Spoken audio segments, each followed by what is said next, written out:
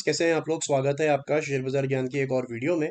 और आज की इस वीडियो में हम बात करने वाले हैं इंडसइंड बैंक लिमिटेड के शेयर के बारे में। 1560 आज के सेशन में 3.3% नीचे, जबकि रिजल्ट्स इंडसइंड बैंक ने दिए हैं और बहुत ही बेहतरीन रिजल्ट्स जो है इंडसइंड बैंक ने दिए हैं। तो इस वीडियो में मैं खास तौर पे बात करने वाला हूँ इंडसइंड बैंक के करंट वैल्यूएशंस की, जो कि बहुत सस्ती हैं। और anyone who's looking for a stock for the next 2-3 years, I think private banks के अंदर में बहुत ज़्यादा अपॉर्चुनिटीज़ हैं। तो क्या कुछ खास है इंडसइंड बैंक में, उसके बारे में बात करेंगे। वैल्यूएशंस पे चर्चा करेंगे, चार्ट्स पे बात करेंगे। अगर आप लोग चैनल पे नए हो तो आप चैनल को प्लीज़ सब्सक्राइब कर लीजिए, ताकि रोज़ आने वाली जो वीडियोस हैं वो आपको लगातार मिलती रहे। तो दिसंबर क्वार्टर के नंबर्स आए हैं और हर पैमाने पे अच्छे हैं। अगर आप क्यू ऑन क्यू कंपेयर करेंगे तो रेवेन्यू थोड़ा बढ़ा है, 300 करोड़ का। 11,200 करोड़ से बढ़ के 11,500 करोड़ का रेवेन्यू कंपनी ने बैंक ने पोस्ट किया है। प्रॉफिट जो है 2180 करोड़ से बढ़ के 2298 करोड़, ऑलमोस्ट 2300 करोड़ का प्रॉफिट है। जो मार्जिन है वो स्टेबल है, 6% के मार्जिन के ऊपर में इस क्वार्टर में भी इन्होंने मार्जिन अपना मेंटेन रखा हुआ है। अगर आप कंपेयर करोगे लास्ट दिसंबर से ईयर ऑन ईयर, तो मार्जिन वहां पे भी सेम है, लेकिन प्रॉफिट के अंदर में अच्छा उछाल है। 1960 करोड़ के प्रॉफिट के सामने 2300 करोड़ का बॉटम लाइन जो है इन्होंने पेश किया है। जब आप बैंक्स के नंबर देखते हो तो उसके अंदर में एनपीए को देखना बहुत जरूरी है। और एनपीए के अंदर में भी जितना एनपीए नीचे रहेगा या स्टेबल रहेगा उतना अच्छा है। सो क्यू ऑन क्यू तो एनपीए काफी स्टेबल है। नेट एनपीए अगर आप देखोगे तो 0.57 सितंबर में भी था, 0.57 दिसंबर में भी है। वहीं आप इसको ईयर ऑन ईयर कंपेयर करोगे तो लास्ट दिसंबर के अंदर में जो इनका ग्रॉस एनपीए था वो 2.06% था, वहां से घट के 1.92% आया है। और जो इनका नेट एनपीए था वो 0.62% था, तो वहां से भी 50 बेसिस पॉइंट जो है वो कम 0.57% पे इन्होंने मेंटेन रखा है। जो मेन बात है वो है वैल्यूएशन की। I think valuation are very very cheap in IndusInd bank. 14 के पी मल्टीपल पे जो है स्टॉक चल रहा है आज के डेट में, ये नंबर्स आने के बाद में। और आपको अगर मैं कुछ कंपैरिजन करके दिखाऊंगा तो समझ में आएगा कि how cheap is IndusInd bank at the moment. सबसे पहली बात, ये वीकली चार्ट्स है इंडसइंड बैंक के।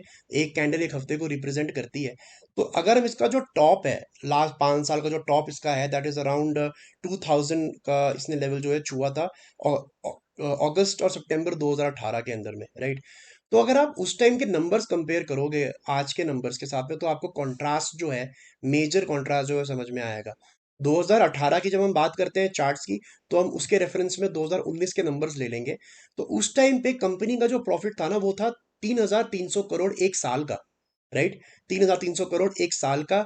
और जो रेवेन्यू था वो था लगभग 22,000 करोड़। आज की डेट में 5 साल फास्ट फॉरवर्ड, जो कंपनी का रेवेन्यू है वो डबल हो चुका है। 43,000 करोड़ का रेवेन्यू जो है कंपनी ने ट्रेलिंग 12 मंथ्स में क्लॉक इन किया है। और जो प्रॉफिट है वो ऑलमोस्ट 3 टाइम्स होने वाला है, यहाँ पे 2.5 टाइम्स हो चुका है। 3,300 करोड़ के बदले 8,600 करोड़ का प्रॉफिट जो है कंपनी कर रही है, बैंक कर रहा है पिछले 12 महीने के अंदर में। और स्टॉक कहाँ पे है? 2018 में जब ये कंपनी 3300 करोड़ का प्रॉफिट कर रही थी, उस टाइम पे स्टॉक 2,000 का था। आज के टाइम पे जब 8,800 करोड़ का प्रॉफिट कर रही है तो 1,500 रुपए का स्टॉक है। This is the first comparison that I would like to draw कि कितना लैगिंग है ये as compare to its earnings. अगर हम सिर्फ पी वैल्यूएशंस के ऊपर में इसकी बात करेंगे ना, तो ये जो अभी 14 का पी मल्टीपल आपको यहाँ पे दिख रहा है, this is one of the lowest. और इसको अगर हम कंपेयर करते हैं पोस्ट कोविड, कोविड के फॉल आने के बाद, इंडसइंड बैंक 14-15 के पी मल्टीपल पे चल रहा था अराउंड अक्टूबर 2020। अक्टूबर 2020 के अंदर में जो स्टॉक का प्राइस था, दैट वाज अराउंड 580-600। यानी कि 600 रुपए के स्टॉक पे जो इसका पी मल्टीपल था, वो सेम पी मल्टीपल इसका 1,500 रुपए के लेवल पे भी है। उस टाइम पे भी ये 14 के पी मल्टीपल पे काम कर रहा था, आज के डेट पे भी 14 के पी मल्टीपल पे काम कर रहा है। यानी कि अगर आप 2020 में होते तो और स्टॉक 600 पे चल रहा होता, और आज जब आप 2024 में खड़े हो, स्टॉक 1,500 पे ट्रेड कर रहा है, वैल्यूएशन सेम है। So that's why I am saying again and again कि it is very cheap. IndusInd Bank, इसका जो एवरेज वैल्यूएशन है जब से लास्ट 10 साल का अगर हम चेक करते हैं, सो दैट इज अराउंड 23-24, और अभी 14 के इस पे चल रहा है। तो अगर इसको अपना सिर्फ ये वैल्यूएशन मैच करना हो ना आज की डेट में, तो यहाँ से कम 60% इसको ऊपर भागना है। 1,560 का ये जो लेवल है, इसको यहाँ से कम आप ये समझ लीजिए 2,500 रुपए का स्टॉक होना चाहिए, ये सिर्फ अपनी वैल्यूएशन के हिसाब से, जो कि ये अभी नहीं है। So you can just imagine the kind of upside that is pending in IndusInd bank. Right. तो अब ये जब तेजी आएगी तब आएगी। एक्चुअली में प्रॉब्लम क्या है इस टाइम पे कि मार्केट के अंदर में इतने सारे ऑप्शंस हैं। स्मॉल कैप्स चल रहे हैं, मिड कैप्स चल रहे हैं, पीएसयू स्टॉक्स चल रहे हैं, डिफेंस स्टॉक्स चल रहे हैं। तो अभी इस टाइम पे मार्केट को इंटरेस्ट नहीं है जो वैल्यूएशन लो वाले स्टॉक है, लेकिन एज एन इन्वेस्टर आपका इंटरेस्ट जरूर इन स्टॉक्स के ऊपर में होना चाहिए।